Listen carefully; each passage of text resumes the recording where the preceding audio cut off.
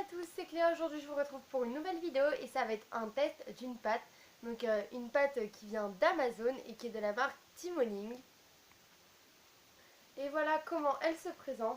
Donc je vais vous la montrer plus en détail juste après. Donc si la vidéo vous plaît, n'hésitez pas à liker, à partager, à vous abonner. D'ailleurs on est 198, c'est juste énorme. Plus que 2 abonnés et c'est les 200 et je vous prévois une super surprise.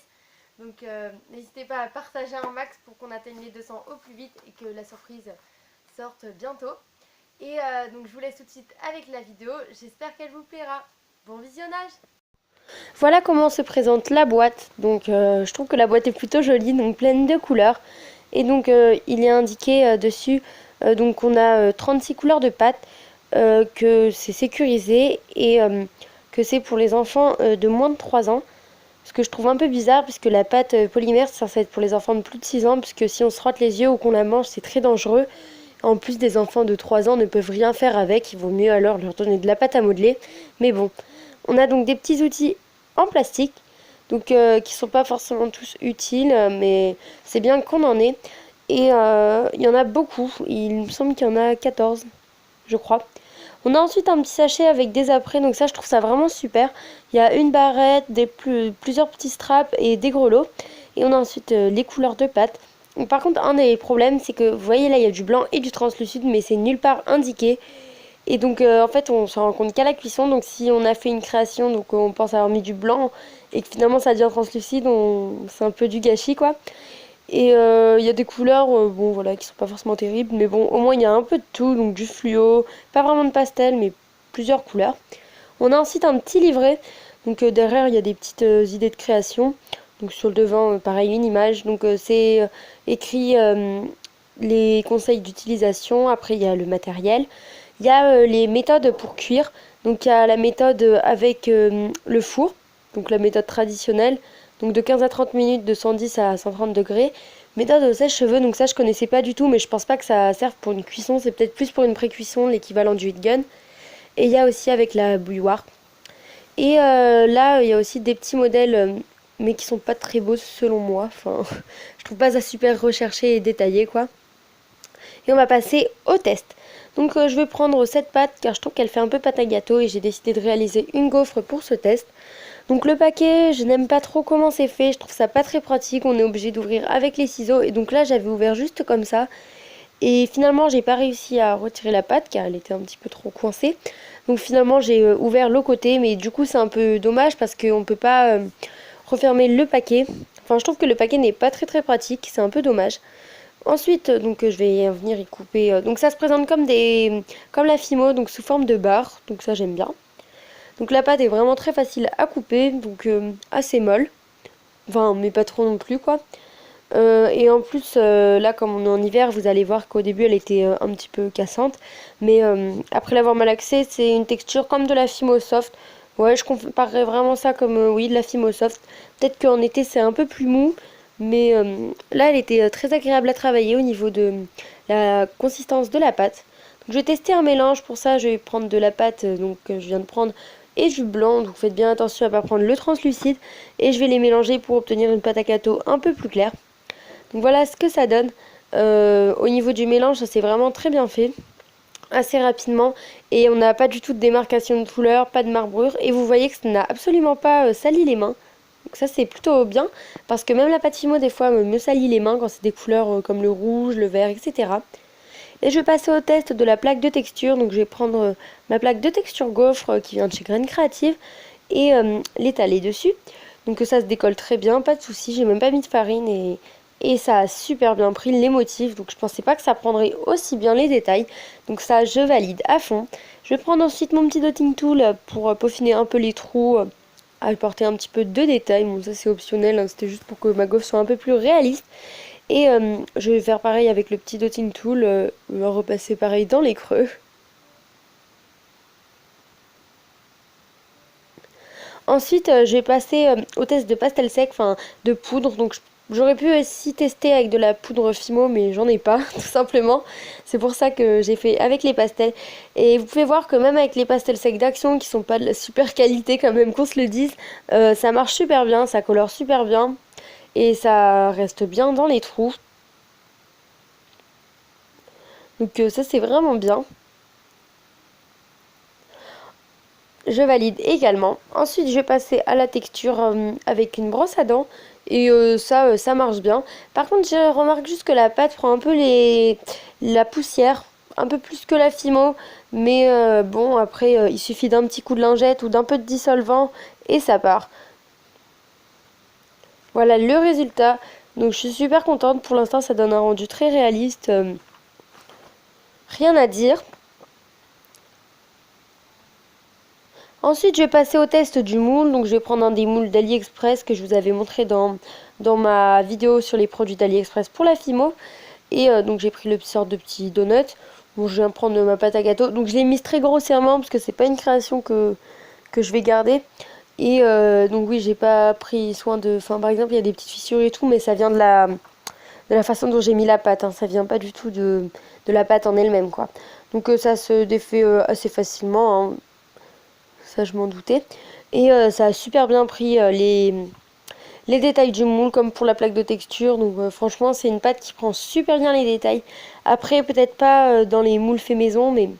Donc maintenant je vais tester le dégradé. Donc je vais dégrader ces deux roses, enfin un rose et une sorte de rouge.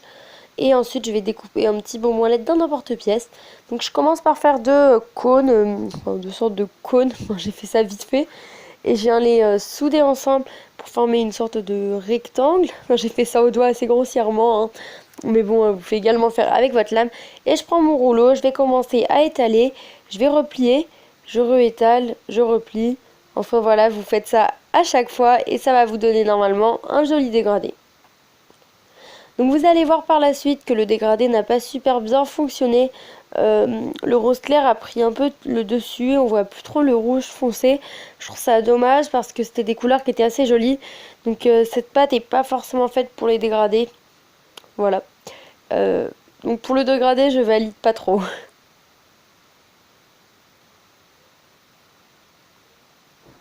En plus là ma pâte j'avais fait trop fin et du coup c'était un peu compliqué à la fin, j'avais plus trop la place pour faire l'emporte-pièce etc. Donc je vous conseille de faire une plaque qui est d'une épaisseur.